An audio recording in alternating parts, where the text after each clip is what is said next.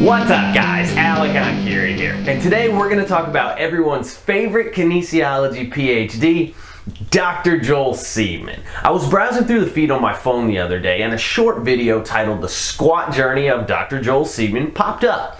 It was only a minute long, so I watched it just to see what the good doctor's thoughts were regarding my personal all-time favorite exercise. And well, let's just say that even in this short 60-second clip, this doctor, who fancies himself a man of science, sure managed to make a whole lot of claims of things as being absolute, which is not typically something that you see men of science doing. And here's the thing. I guess that my bullshit detector with this strength and conditioning stuff reached critical mass a long time ago. Because typically when I see things like this video and they somehow manage to ping my radar, I honestly don't even notice them after that anymore. I process them peripherally and I immediately discard them and I forget about them because I've learned that the information contained within them is generally simply a useless gimmick of some sort, specifically designed to get the attention of people who simply don't know any better, espoused by men of dubious moral character who are looking to sell their new and improved methods to these naive people just to make a quick buck. Now, you may consider all of this a knee-jerk reaction on my part, and you're more than entitled to your opinion, but I just consider it a way to get through the day without my head exploding, because this type of shit is rampant. A cursory search of any social media platform will reveal hundreds of thousands of people trying to reinvent the wheel, and then other people reinventing their reinvention of the wheel, and then someone else inevitably reinventing the reinvention of the reinvention of the wheel, and so on and so forth, where with every new level, you move further away from con men, actual con men, who are operating on an unscrupulous level, who know that what they're selling is just novel bullshit designed to make them stand out from the crowd, and then more towards ignorant people who actually believe in the garbage that they're selling and are therefore able to push it to the masses with unbridled and shameless passion. And I'm honestly not sure which of these two is worse, until what you've ended up with, though, is a strength and conditioning inception with so many levels that most people truly do not seem to know what is what anymore. What's good, what's bad, what's bullshit, and what are sound principles that you can actually build an effective training program around. And this is where I realize that we have a problem. Because while this stuff may slip past me these days without even a second glance, that would not have always been the case. There was a time where I would have thought that half squats and circus level balancing acts and pseudo explosive drills were effective exercises that made for awesome cornerstones to an athletic training program that would enhance performance, build strength, and add plenty of muscle along the way as well. I've been in the game for long enough now that I've been able to discern what works and what doesn't work for myself, but not everyone has had that luxury. And a quick look at any comment section showcasing one of these stunts masquerading as effective training will quickly reveal that many people are not yet able to see through the bullshit. And these sorts of gimmicks can potentially set them down the wrong path for years before they're able to course correct or simply set them up for failure altogether. That's nothing but wasted time, wasted effort, and suboptimal results. And the last time I checked, the job of the strength and conditioning professional wasn't to continually attempt to reinvent the wheel in an effort to stand out amongst the crowd, but rather to adhere to proven, tested, and effective training principles that build muscle and strength as well as enhance performance. And this makes people like Seedman the worst kind of scam artists, because in this overbearing effort to stand out amongst the noise, not only do they take things of value and turn them into abominations that are essentially worthless versions of their former selves, but they then proceed to claim that the novel versions are new and improved versions of the originals. They shit out these giant turds, polish them up real nice like, and package them in shiny wrappers to divert people's attention into their direction. And worst of all, they do it while hiding behind scientific research to bolster their credibility, preying on the layperson's general susceptibility to accept as valid and factual the assertions and contentions of anyone who cites scientific research, no matter how dubious the connection between the cited research and the claims that they're making may be, all while using plenty of fancy jargon to trick people into thinking that they're just so damn smart that these parlor tricks and circus stunts they espouse really must be the new cutting-edge training secret that we've all been missing for all these years. And that is a problem. So today I want to highlight 3 specific examples of content found on Dr. Joel's Instagram, YouTube channel, or website that represent pretty typical social media posts for him, and highlight some of the exact issues that I'm referring to here, and also really point to the larger overall issue with people who produce this style of content. So let's get things started with what he calls a front curled squat. Why you would ever do this exercise when you can simply do a front squat or a Zercher squat is beyond me. Seedman claims that this exercise is a highly intense squat variation that crushes the legs, core, shoulders, biceps, upper back, and abs. He goes on to say that the quote, front curled squat reinforces a more upright torso position and punishes the lifter if they excessively bend over at the waist. However, the front curled squat requires even more precise form, as it's incredibly unforgiving and will punish even the slightest bit of excessive forward tilt. Essentially, this will cause the dumbbells to get yanked down and out of position. That's because an excessive forward tilt with the front curled squat places extreme tension on the relatively small biceps muscles, causing them to give out if there's too much tension. Never mind the fact that one of the lifters demonstrating the squat in his very video clearly exhibits a large degree of forward lean in the bottom position of his squat, an amount that you couldn't possibly get away with on even a regular front squat, and definitely not on a zombie front squat, which kind of nullifies his point about them requiring a more precise form than other squat variations. But never mind that fact, but he also literally admits right here in his list of reasons for why this squat variation is somehow superior to all the traditional variations that have been providing optimal results since the dawn of his profession, that the limiting factor during this movement is the biceps. Why on earth would we ever want to perform a squat variation where the limiting factor is the fucking biceps? Unless, of course, you were taught by Mr. Train Like an Athlete himself, using the small, weak, and relatively unimpressive bicep muscles to limit how much stress that your legs are going to be receiving is a recipe for highly suboptimal results. Personally, I've strict curled 135 pounds for a single rep.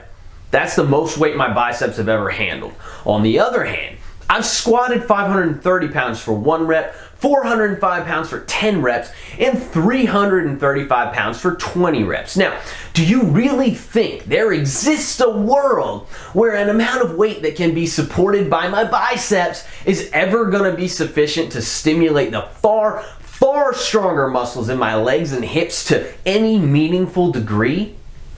Do you really think that someone who allows the biceps to chronically be the limiting factor in the amount of weight and stress that they let their legs handle is ever going to reach an impressive level of performance in terms of leg strength and power, or even build an impressive amount of muscle in their thighs?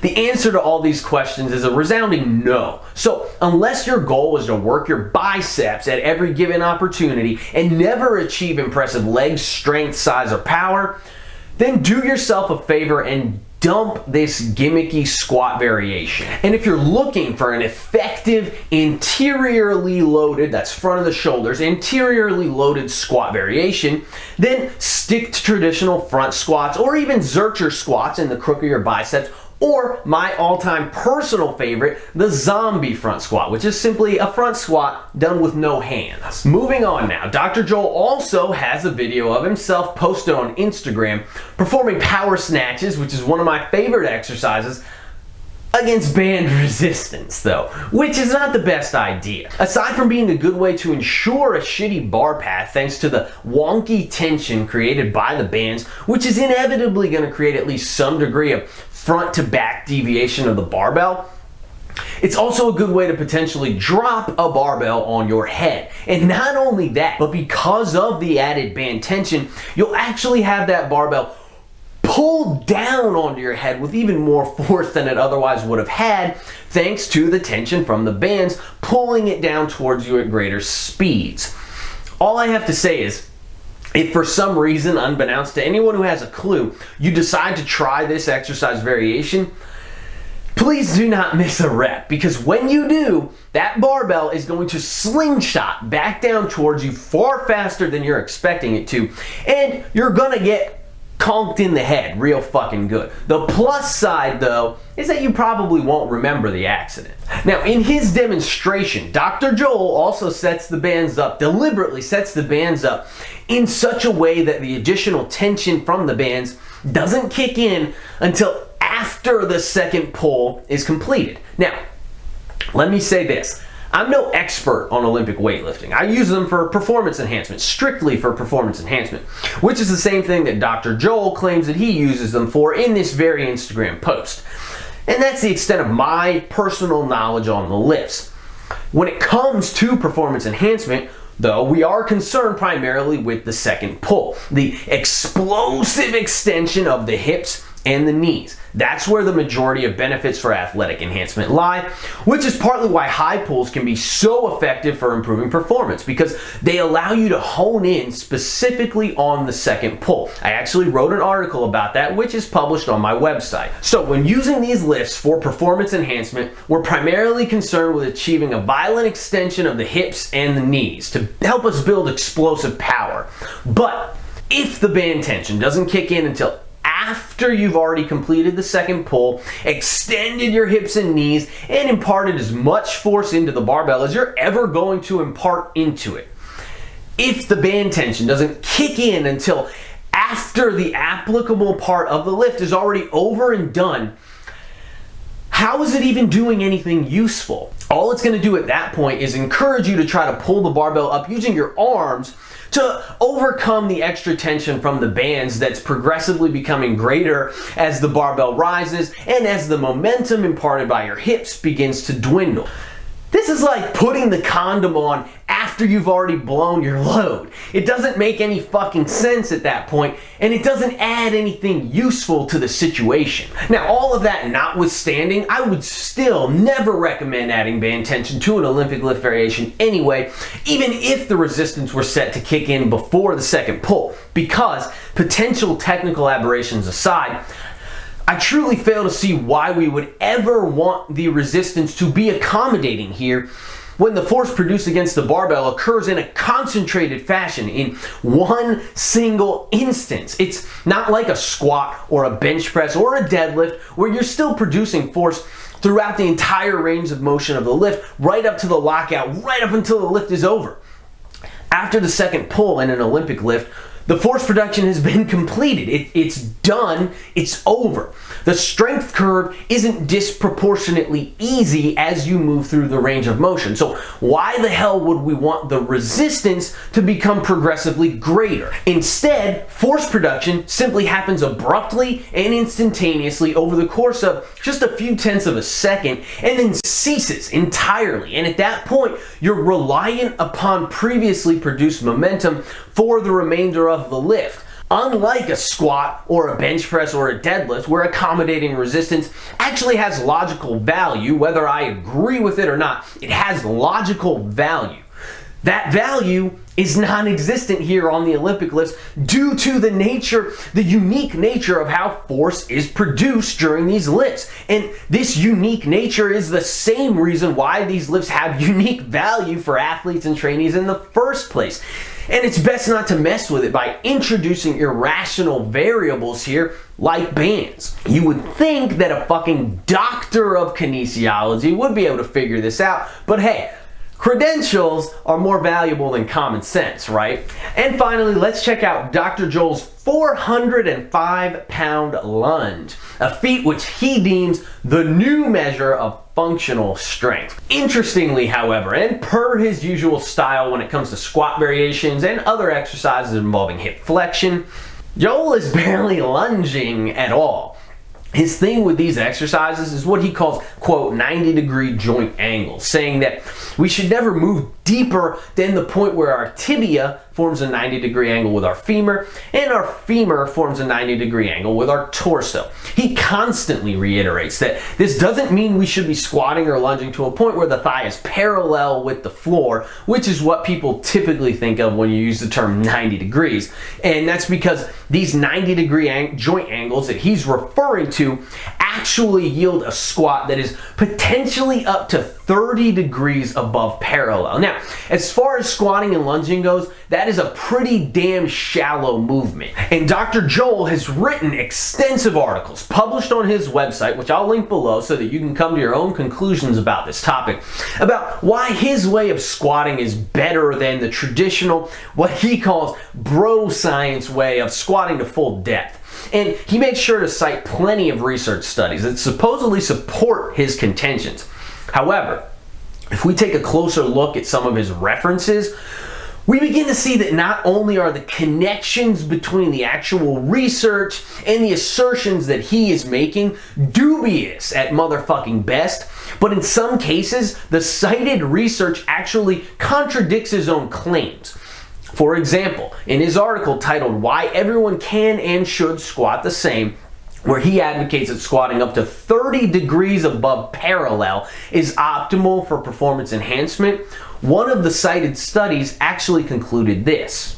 Given these findings, it can be concluded that the front, full, or parallel squat can be performed for similar EMG amplitudes. However, given the results of previous research, it is recommended that individuals use a full range of motion when squatting, assuming a full range can be safely achieved, to promote more favorable training adaptations.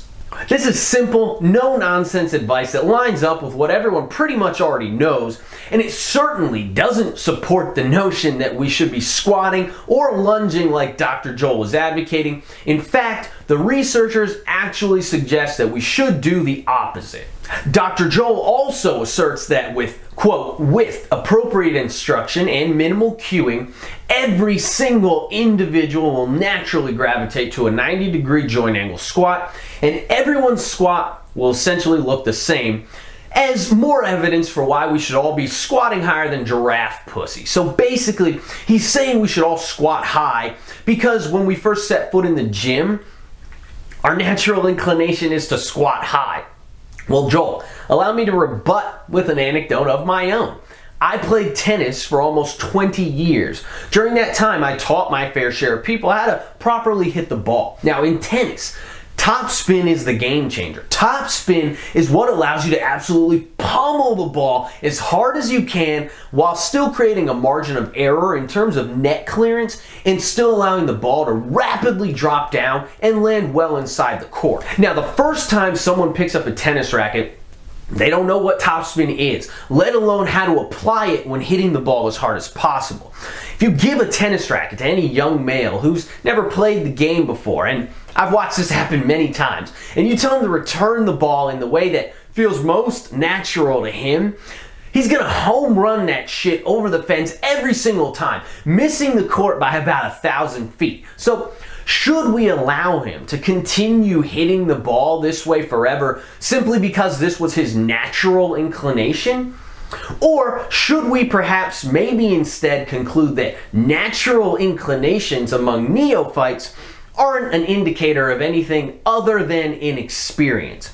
Newbies squat high because they lack stability, they lack motor control, they lack strength, they lack confidence, and it's easier to execute the movement that way. Nothing more, nothing less. They also have a natural inclination to use their sternum as a trampoline during the bench press. Should we allow that as well? But back to the lunge now. Dr. Joel says that he guarantees that the only way you can hit his target number, which is double body weight, is to train using both eccentric isometrics, which is another method that he loves, but it's something I've personally never done, and to train using his super high 90-degree joint angles, another thing that I've never done. He goes on to say that, quote, if you train with deep ATG squats and other suboptimal positions, you'll find it nearly impossible to reach these lunge numbers, as you've likely developed a number of dysfunctions as well as compromised your biomechanics and neuromuscular efficiency. And those are some bold fucking claims. So after reading that, I decided I had to see just how neuromuscularly dysfunctional I was, and I decided to take Dr. Joel up on his challenge and see if I could do his little 405-pound lunge myself. So let's see how that went. Now, I will say this, it was a bit harder than I thought it would be to do this, but this was my first time, the first time that I've ever tried it. Not only that, I don't even do real lunges in my own training, and at a body weight of 160 pounds, I also weigh about 40 pounds less than Dr. Joel, so 405 here actually represents a 2.5 times body weight lunge in my case. And just as a little cherry on top, I had also just squatted 350 pounds for a set of 15 reps literally the day before I did this demonstration, so that's just a little bit of irony for you there. And I'm sure that if someone sends this video to Joel, he'll respond by saying that my osteokinematic joint centration is misaligned by 3.74 degrees, indicating a large degree of muscular dysfunction throughout the glenohumeral pelvic complex, resulting in this lunge being nothing but an indicator of anti-functional strength and unstable neuromuscular physiological